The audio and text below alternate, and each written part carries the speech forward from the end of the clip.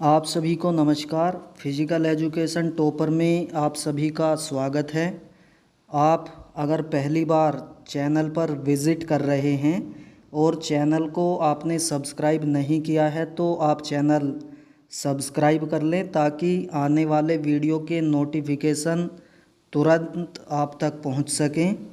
अब बिना देरी किए शुरुआत करते हैं अपने पहले सवाल के साथ।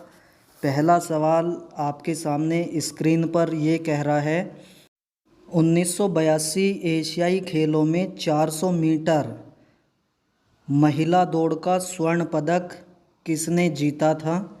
तो चार ऑप्शन हैं आपके सामने। पहला ऑप्शन है एमडी वालसम्मा, दूसरा ऑप्शन है पीटी ऊषा, तीसरा ऑप्शन है कमलजीत संधू और चौथा ऑप्शन है हिरोमी इसोजाकी। तो इस सवाल का महत्व इसलिए आपके लिए ज़्यादा है क्योंकि इस तरह का सवाल अगर पेपर में आता है तो आप सभी ने अनुमान लगा लिया होगा कि इस सवाल का सही जवाब पीटी ऊषा है, जबकि ये बात गलत है। इस सवाल का जो सही जवाब है वो ऑप्शन डी हिरोमी इसोजाकी है, जो जापान की एथलीट थी। इन्होंने 1982 एशियाई खेलों में 400 मीटर दौड़ का स्वर्ण पदक अपने नाम किया था। आप सभी जानते हैं कि पीटी ऊषा भी 400 मीटर दौड़ और 400 मीटर बाधा दौड़ से संबंध रखती हैं और उस दौर में लगभग एशियाई खेलों में पीटी ऊषा का वर्चस्व था। आप देखेंगे कि 1982 के एशियाई खेल भारत के अंदर ही हुए थे, इसलिए इस सवाल का महत्व और अधिक बढ़ जाता है। तो आपको ध्यान रखना है कि हिरोमी इसोजाकी ने 400 मीटर दौड़ का स्वर्ण पदक अपने नाम किया था। इसके बाद आप देखेंगे कि अगर इसी सवाल में थोड़ा मॉडिफिकेशन कर दिया जाए और आपसे ये पूछा जाए कि 1982 एशियाई खेलों में 400 मीटर बाधा दौड़ का स्वर्ण पदक जीतने वाली महिला खिलाड़ी का क्या नाम था, और बिल्कुल यही ऑप्शन इस सवाल के भी रहते हैं। तो यहाँ पे आप देखेंगे कि आप अनुमान लगा रहे होंगे कि पीटी ऊषा इसका सही जवाब होगा, लेकिन वास्तव में आप देखेंगे कि 1982 एशियाई खेलों में महिला 400 मीटर बाधा दौड़ का स्वर्ण पदक जीतने वाली महिला खिलाड़ी का नाम एमडी वालासम्मा था, जो भारत की ही एथलीट हैं। तो ये दो फैक्ट बहुत ज़्यादा इम्पोर्टेंट होते हैं और ये आपको अच्छे से याद रखने हैं। अगर ये फैक्टों के ऊपर पेपर में सवाल बनता है तो कोई मुश्किल से ही इन सवालों को ठीक कर पाएगा, इसलिए ये दोनों तथ्य आपको नोट कर लेने हैं। इसके अलावा आपको जानना ज़रूरी है कि पीटी ऊषा ने एशियाई खेलों में कुल मिलाकर 11 पदक जीते हैं।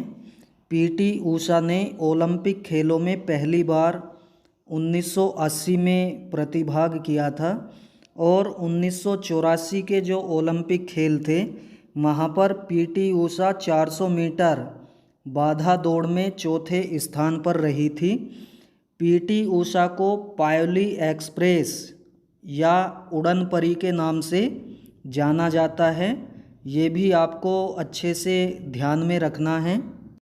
इसी सवाल में अगर हम बात करें कि भारत की तरफ से पहला स्वर्ण पदक जीतने वाली महिला खिलाड़ी का क्या नाम है, तो आप जवाब देंगे कमलजीत संधू। कमलजीत संधू भारत की तरफ से एशियाई खेलों में पहला स्वर्ण पदक जीतने वाली महिला खिलाड़ी हैं। कमलजीत संधू ने 1970 बैंकॉक एशियाई खेलों में 400 मीटर दौड़ का स्वर्ण पदक अपने नाम किया था। तो जब हम एशियाई खेलों में पहला स्वर्ण पदक जीतने वाली महिला खिलाड़ी की बात कर रहे हैं तो यहीं पर पुरुष खिलाड़ी की बात करना भी ज़रूरी हो जाता है।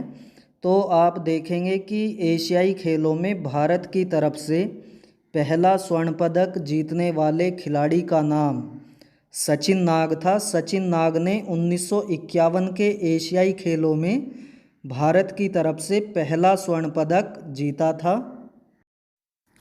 स्क्रीन पर दूसरा सवाल आपके सामने है। सवाल वाला ये कह रहा है कि शरीर की सबसे बड़ी रासायनिक उत्पाद इकाई है। 4 विकल्प आपको दिए गए हैं। पहला विकल्प है लीवर, दूसरा है पैनक्रियाज ग्रंथि, तीसरा है पीयूष ग्रंथि और चौथा विकल्प है लार ग्रंथि। तो आप देखेंगे कि जब हम शरीर की सबसे बड़ी रासायनिक उत्पाद इकाई या सबसे बड़ी ग्रंथि की बात करते हैं तो इसका सही जवाब हो जाता है लीवर। लीवर शरीर की सबसे बड़ी ग्रंथि होती है। यहाँ पर केवल हम ग्रंथि की बात कर रहे हैं, इसके साथ में कोई कंडीशन नहीं लगी है।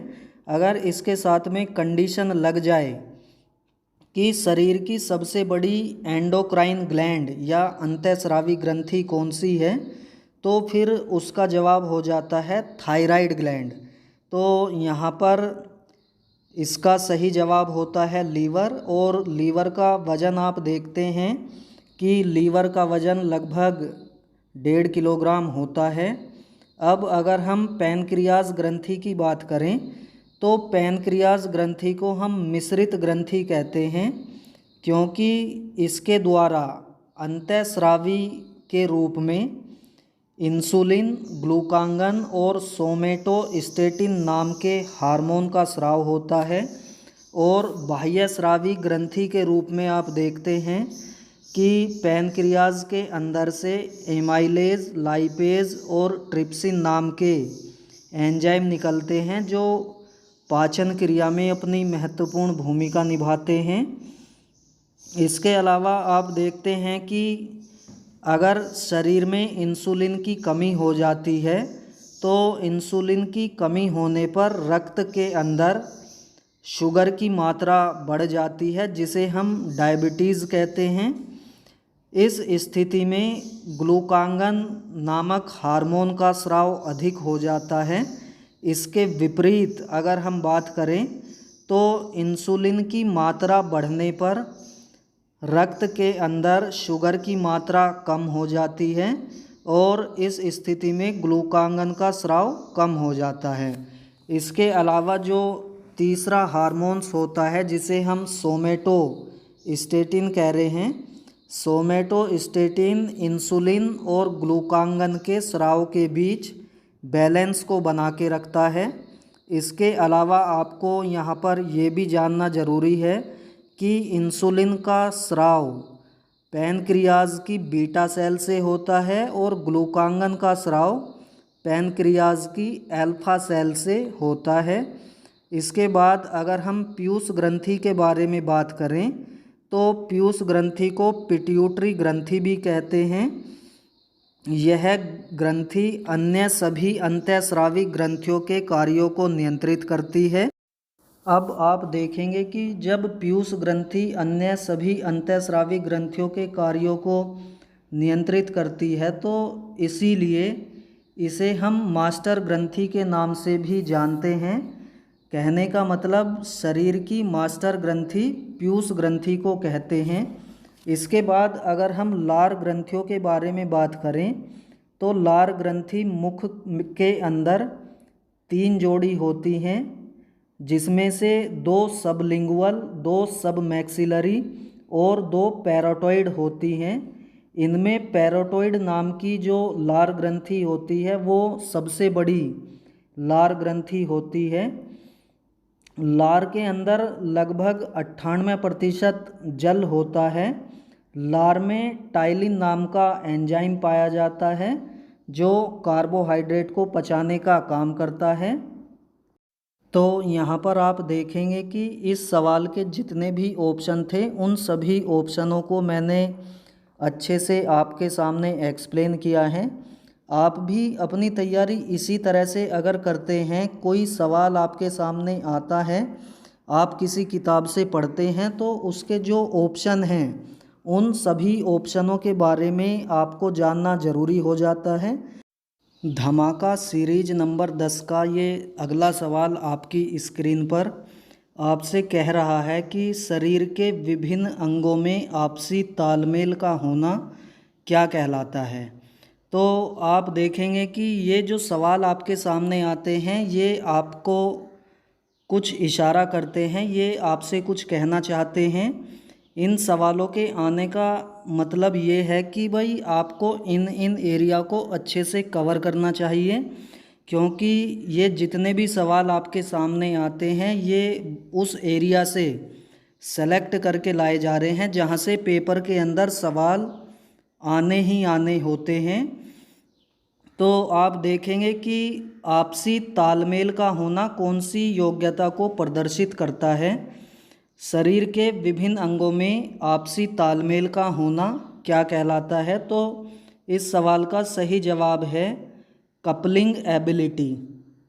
अब आप देखेंगे कि ये जो कपलिंग एबिलिटी है ये कोऑर्डिनेशन एबिलिटी का एक भाग होता है। कोऑर्डिनेशन एबिलिटी के 7 भाग बताए गए हैं, आपको सभी के बारे में पता होना चाहिए। सबसे पहले आप कैसे याद करेंगे कि कौन कौन से भाग कोऑर्डिनेशन एबिलिटी के अंतर्गत आते हैं। तो इसके लिए आपको ध्यान में रखना है ABC डोर, ABCDORR डोर। तो इन्हीं अक्षरों में सभी कोऑर्डिनेशन एबिलिटी के भाग छिपे हुए हैं। मैं आपको बताता हूँ कैसे छिपे हुए हैं। आप देखेंगे कि ए का मतलब होता है एडेप्टेशन एबिलिटी, इसी तरह से बी का मतलब बनेगा बैलेंस एबिलिटी, सी का मतलब बनता है कपलिंग एबिलिटी, डी का मतलब बनता है डिफरेंशिएशन एबिलिटी, ओ का मतलब बनता है ओरिनेशन एबिलिटी, आर का मतलब बनता है रिएक्शन एबिलिटी और दूसरे आर का मतलब बनता है रिदम एबिलिटी या रिदमिक एबिलिटी। तो ये 7 भाग कोऑर्डिनेशन एबिलिटी के बताए गए हैं। अगर आप ABCDORR ये ध्यान में रखते हैं तो ये सभी भाग आपको अच्छे से याद हो जाएंगे। इसमें किसी तरह का कोई कन्फ्यूज़न आपके माइंड में कभी नहीं रहेगा। अब एक एक करके देख लेते हैं कि ये 7 घटक क्या होते हैं। तो सबसे पहले बात करते हैं एडेप्टेशन एबिलिटी के बारे में। तो आप देखेंगे कि एडेप्टेशन एबिलिटी वह योग्यता होती है जिसमें खेल के दौरान खेल की परिस्थिति में अचानक कोई परिवर्तन होने पर अपने शरीर को उसी परिस्थिति के अनुसार बदल लेना एडेप्टेशन एबिलिटी कहलाता है।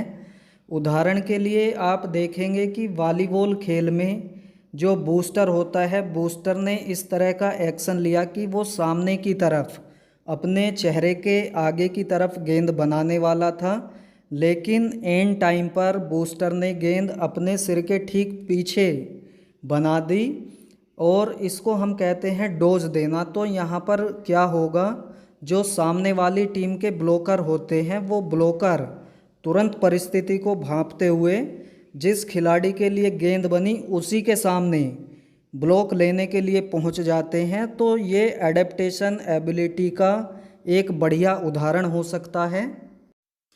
अब आप देखेंगे कि ये बैलेंस एबिलिटी क्या होती है। तो शरीर के विभिन्न अंगों का स्थिर अथवा गति की अवस्था में होने के दौरान संतुलन को बनाए रखने की योग्यता बैलेंस एबिलिटी कहलाती है।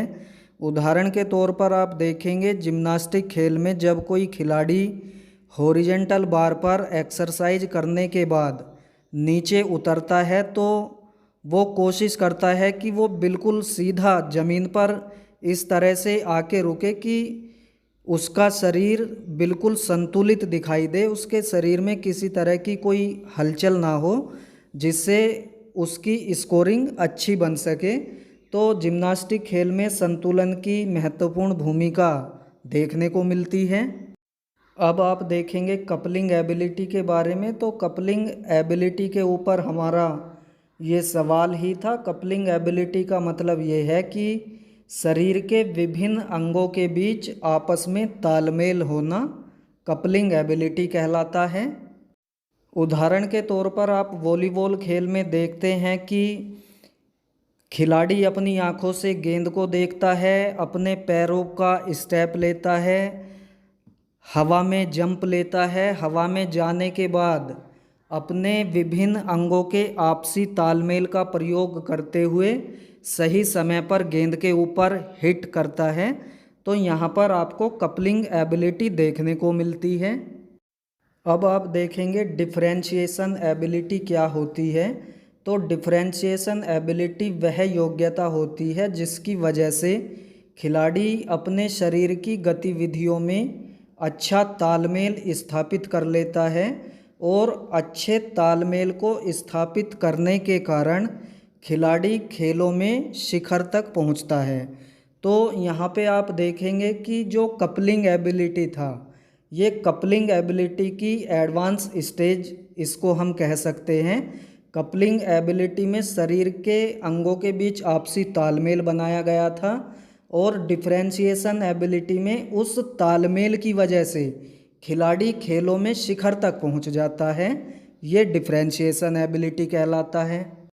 अब आप देखेंगे ओरिनेशन एबिलिटी क्या होता है। तो ओरिनेशन एबिलिटी का मतलब है किसी खेल गतिविधि के निर्धारित क्षेत्र से संबंधित अपने शरीर की परिस्थिति तथा गतिविधि को स्थान एवं समय के अनुसार बदलने की योग्यता को हम ओरिनेशन एबिलिटी कहते हैं। उदाहरण के तौर पर आप क्रिकेट खेल में देखोगे कि जो विकेट कीपर होता है, विकेट कीपर विकेट के पीछे खड़ा होता है और सामने से कोई इस तरह की गेंद आई जो बहुत ज़्यादा वाइड हो जाती है, तो उस गेंद को पकड़ने के लिए विकेट कीपर खेल से संबंधित निर्धारित क्षेत्र में अपने शरीर की परिस्थिति एवं गतिविधि को तुरंत बदल देता है और तुरंत गेंद के पास जाकर गेंद को पकड़ लेता है। तो यहाँ पर आपको ओरिनेशन एबिलिटी देखने को मिलती है। अब आप देखेंगे कोऑर्डिनेशन एबिलिटी का छठा भाग जिसे हम रिएक्शन एबिलिटी कहते हैं। तो रिएक्शन एबिलिटी वह योग्यता होती है जिसमें किसी सिग्नल के मिलने पर तुरंत प्रतिक्रिया की जाती है। उदाहरण के तौर पर आप देखते हैं कि कोई खेल चल रहा है, जैसे कबड्डी खेल चल रहा है, तो कबड्डी खेल में खेल के दौरान जैसे ही रेफरी ने सीटी बजाई तो खिलाड़ी तुरंत रिएक्ट करते हैं, वो तुरंत खेल को रोक देते हैं। तो यहाँ पर आपको रिएक्शन एबिलिटी देखने को मिलती है। इसके अलावा आप देखते हैं 100 मीटर रेस। 100 मीटर रेस में जैसे ही स्टार्टर गन से फायर करता है तो एथलीट तुरंत भागना शुरू कर देते हैं। तो यहाँ पर भी आपको रिएक्शन एबिलिटी ही देखने को मिलती है। और लास्ट में आप देखेंगे कोऑर्डिनेशन एबिलिटी का सातवां भाग जिसे हम रिदम एबिलिटी कहते हैं। तो रिदम एबिलिटी वह योग्यता होती है जिसमें किसी गतिविधि को करते समय जब बाहर से कोई सिग्नल मिलता है, उस सिग्नल के मिलने पर हम तुरंत अपने स्टेप बदल लेते हैं। जैसे डांसिंग में आप देखते हैं कि डांसिंग में अगर कोई स्लो गाना बज रहा है तो डांसिंग के स्टेप हल्के हल्के होते हैं, लेकिन अगर एकदम तेज़ी से गाना तुरंत बदल दिया जाए तो जो डांसर होता है उसके स्टेप एकदम तेज़ हो जाते हैं। तो यहाँ पर आपने देखा कि कोऑर्डिनेशन एबिलिटी क्या होती है। यहाँ पर मैं आपको बताना चाहता हूँ कि इस चैनल पर धमाका सीरीज नाम से जो फोल्डर बना हुआ है उसके अंदर जितनी भी धमाका क्लासेज हैं वो सभी आपको देखनी चाहिए, क्योंकि इन धमाका क्लासों के अंदर जितने भी सवाल लिए जा रहे हैं वो एकदम सेलेक्टेड हैं। ये सब ऐसे सवाल हैं जो सीधे आपको पेपर में देखने को मिलेंगे, इसलिए बिना देरी किए सभी वीडियो को आप ज़रूर देखें। अगला सवाल स्क्रीन पर आपके सामने भारतीय ओलंपिक संघ से संबंधित है। इस सवाल का इशारा आपके लिए ये है कि आपको भारतीय ओलंपिक संघ के बारे में जानना बेहद ज़रूरी हो जाता है। तो सवाल कह रहा है कि भारतीय ओलंपिक संघ की स्थापना किस वर्ष हुई थी। तो आप सभी को पता होगा कि इस सवाल का सही जवाब है ऑप्शन डी, सन 1927 में भारतीय ओलंपिक संघ का गठन किया गया था। अब चर्चा कर लेते हैं भारतीय ओलंपिक संघ के बारे में वे सभी बातें जो पेपर में आ सकती हैं। तो भारतीय ओलंपिक संघ के गठन में दोराबजी टाटा और एच.सी. बख के साथ ए.जी. नेहरान की महत्वपूर्ण भूमिका रही थी। सर दोराबजी टाटा भारतीय ओलंपिक संघ के पहले अध्यक्ष और ए.जी. नेहरान प्रथम सचिव नियुक्त हुए थे। 1927 में भारतीय ओलंपिक संघ की स्थापना के बाद से ही भारत ने आधिकारिक तौर पर ओलंपिक खेलों में भाग लेना आरंभ किया था। भारत ने 1900 पेरिस ओलंपिक खेलों में पहली बार भाग लिया था। जबकि अगर हम बात करते हैं कि भारतीय दल ने पहली बार किस ओलंपिक खेल में भाग लिया, तो 1920 एंटवर्प ओलंपिक खेलों में भारत का दल पहली बार ओलंपिक खेलों में भाग लेने गया था। वर्तमान समय में IOA इंडियन ओलंपिक एसोसिएशन की अध्यक्ष PT ऊषा एवं सचिव राजीव मेहता हैं। PT ऊषा भारतीय ओलंपिक संघ की पहली महिला अध्यक्षा हैं और भारतीय ओलंपिक संघ के जो तीसरे अध्यक्ष थे जिनका नाम था महाराजा यादवेंद्र सिंह। तो इनके बारे में 2-3 बातें हैं जो आपको जानना ज़रूरी है। पहली बात, ये 1938 से 1960 तक अध्यक्ष रहे। ये ऐसे अध्यक्ष हैं जिनका कार्यकाल सबसे लंबे समय का रहा है। इसके अलावा पहले एशियाई खेलों के दौरान मतलब 1951 में भी भारतीय ओलंपिक संघ के अध्यक्ष महाराजा यादवेंद्र सिंह ही थे। इसके अलावा स्वतंत्रता प्राप्ति के समय भी भारतीय ओलंपिक संघ के अध्यक्ष महाराजा यादवेंद्र सिंह ही थे। भारतीय ओलंपिक संघ के एक अध्यक्ष अनिल खन्ना ऐसे अध्यक्ष रहे हैं जिनका कार्यकाल सबसे कम समय का रहा है। तो आप देखेंगे 25 मई 2022 से लेकर 21 अगस्त 2022 तक अनिल खन्ना का सबसे कम समय का कार्यकाल रहा है। तो ये तथ्य भी आपको ध्यान में रखना है। अगर हम बात करें 1982 एशियाई खेलों के दौरान भारतीय ओलंपिक संघ के अध्यक्ष कौन थे, तो इसका जवाब बनता है भालेंद्र सिंह। इसके अलावा एक और तथ्य है, भारतीय ओलंपिक संघ का मुख्यालय नई दिल्ली में है। स्क्रीन पर आपके सामने जो सवाल है ये आपको ये कहना चाहता है कि विभिन्न अध्ययनों से संबंधित जो विज्ञान हैं वे आपको ज़रूर पता होने चाहिए। तो सवाल ये कह रहा है कि मांसपेशी के अध्ययन को क्या कहते हैं। Option A osteology, option B myology, option C cytology और ऑप्शन डी हिस्टोलॉजी। तो मांसपेशी के अध्ययन को मायोलॉजी कहते हैं, इसलिए इस सवाल का सही जवाब है ऑप्शन बी मायोलॉजी। इसके अलावा जो ऑप्शन दिए गए हैं, ऑस्टियोलॉजी हड्डियों से संबंधित विज्ञान को कहते हैं, साइटोलॉजी कोशिका से संबंधित विज्ञान को कहते हैं, हिस्टोलॉजी ऊतक से संबंधित विज्ञान को कहते हैं, या स्टडी ऑफ टिश्यूज़ हिस्टोलॉजी को कहते हैं। इसके अलावा और भी ऐसी चीज़ें हैं जो आपको जाननी ज़रूरी हैं, आप साथ साथ नोट ज़रूर करते चलें। एंजियोलॉजी रक्त परिसंचरण तंत्र से संबंधित विज्ञान को एंजियोलॉजी कहते हैं, लिगामेंट से संबंधित विज्ञान को डेस्मोलॉजी कहते हैं, मानव अंगों से संबंधित विज्ञान को ऑर्गेनोलॉजी कहते हैं, बालों से संबंधित विज्ञान को ट्राइकोलॉजी कहते हैं, नाखून से संबंधित विज्ञान को ओनिकियोलॉजी कहते हैं, अंतःस्रावी ग्रंथियों से संबंधित विज्ञान को एंडोक्राइनोलॉजी कहते हैं, केवल ग्रंथियों से संबंधित विज्ञान को एडिनोलॉजी कहते हैं। यहाँ पर एडिनोलॉजी और एंडोक्राइनोलॉजी में अंतर आप ज़रूर ध्यान रखेंगे।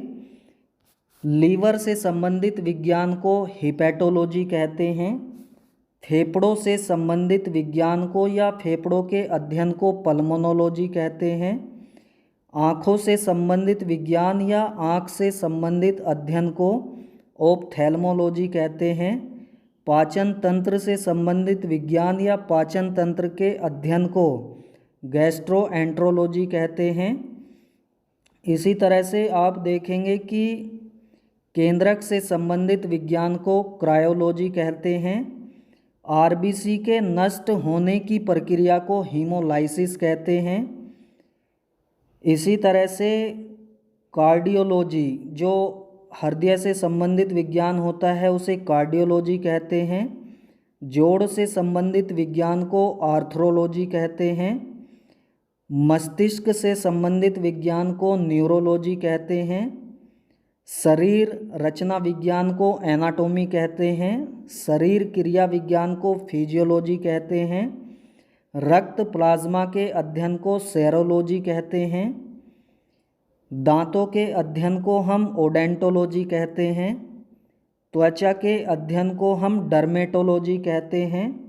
इसी तरह से आप देखेंगे कि किडनी से संबंधित अध्ययन या किडनी से संबंधित विज्ञान को हम नेफ्रोलॉजी कहते हैं। खोपड़ी की हड्डियों के अध्ययन या खोपड़ी की हड्डियों के विज्ञान को हम क्रेनियोलॉजी कहते हैं। रुधिर के अध्ययन को हम हेमेटोलॉजी कहते हैं।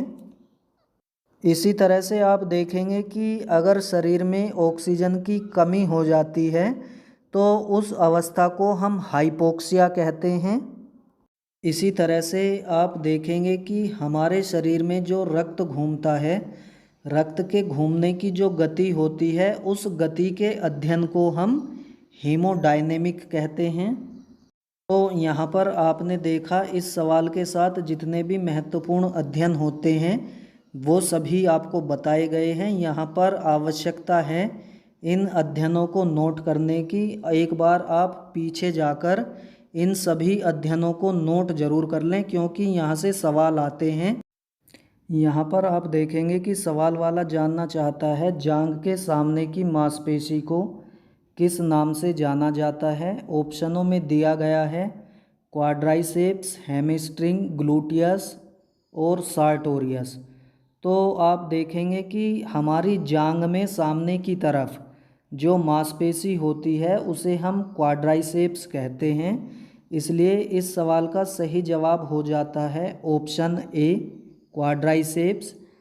इसके अलावा क्वाड्राइसेप्स मांसपेशी को अगर आप देखोगे तो वह 4 मांसपेशियों का एक समूह होता है, जिसमें vastus lateralis, vastus medialis, vastus intermedius और रेक्टस फीमोरिस मांसपेशी शामिल होती हैं। ये सभी मांसपेशियां मिलकर घुटने को फैलाने का काम करती हैं, मतलब एक्सटेंशन का काम करती हैं। इसी तरह से अगर आप हैमस्ट्रिंग मांसपेशी को देखोगे तो ये जांघ में पीछे की तरफ होती है। यह भी मांसपेशियों का एक समूह है। इसमें 3 मांसपेशी बाइसेप्स फीमोरिस, सेमी मेम्ब्रेनस और सेमी टेंडेनस होती है। यह घुटने को मोड़ने का काम करती है। इसी तरह से आप देखेंगे कि जो ग्लूटियस मसल होती है उसमें भी 3 मांसपेशियों का एक समूह होता है, जिसमें ग्लूटियस मैक्सिमस, ग्लूटियस मीडियस और ग्लूटियस मिनिमस नाम की मांसपेशियां शामिल होती हैं। यह शरीर की सबसे बड़ी मांसपेशी होती है, जिसे हम ग्लूटियस कहते हैं। इसके अलावा जो अंतिम विकल्प सार्टोरियस लिखा है, तो सार्टोरियस के बारे में आपको ये जानना ज़रूरी है कि ये शरीर की सबसे लंबी मांसपेशी होती है।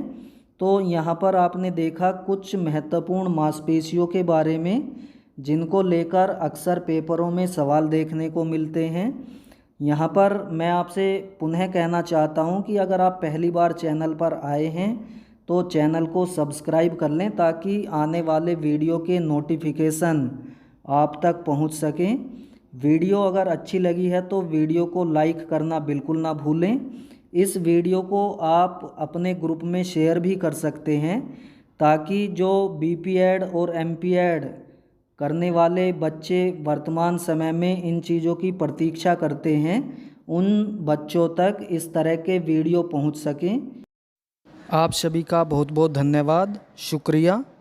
आप सभी को नमस्कार।